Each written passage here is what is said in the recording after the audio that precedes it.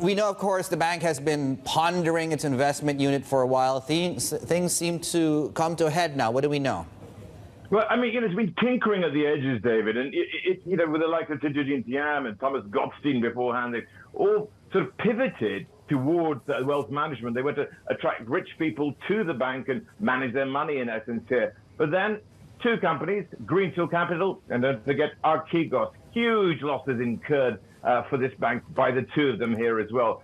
The trouble is that that's something which is ongoing. And in the first half of this year, it was a record $1 billion overall trading loss at Credit Suisse. And we're talking about the worst loss they've had this century, albeit one which isn't that much, that long so far. But it's not as though the rest of the bank has been doing particularly well as well.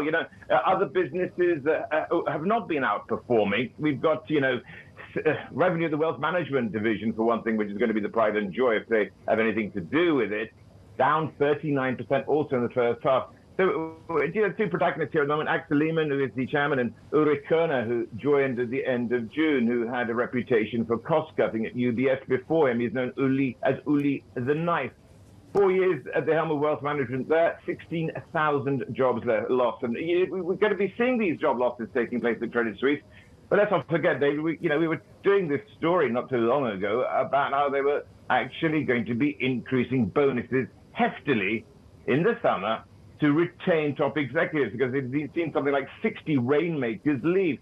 So the challenge for them is, how do they actually do this? We've got, 2010, this was a bank, an investment bank, which is in the top 5 globally. What a fall from grace here. So that's really what it's down to. What are they going to do in terms of this investment bank? And I suppose some of those options are really wide open now. Well, exactly. I was going to get to that. I mean, the investment bank seems to be on the chopping block. That's a big chunk, though. Everything from M&A, obviously, all the way to ECM. What options are on the table? Well, exactly. Now, this is it. This is not just a singular structure, is it? You've got within it, you've got equity trading, which has been slumping, of course, naturally with what's been going on market-wise.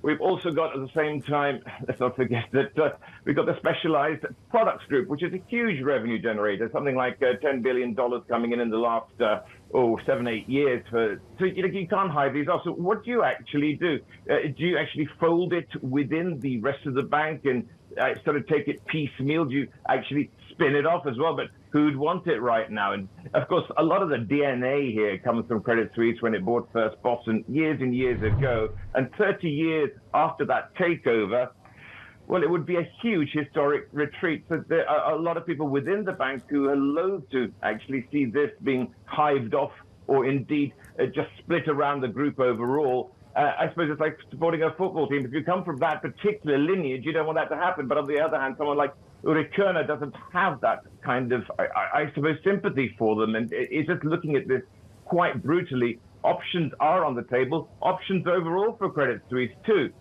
given that there's been some talk about it being perhaps a takeover target, too. So all to play for here, Dave.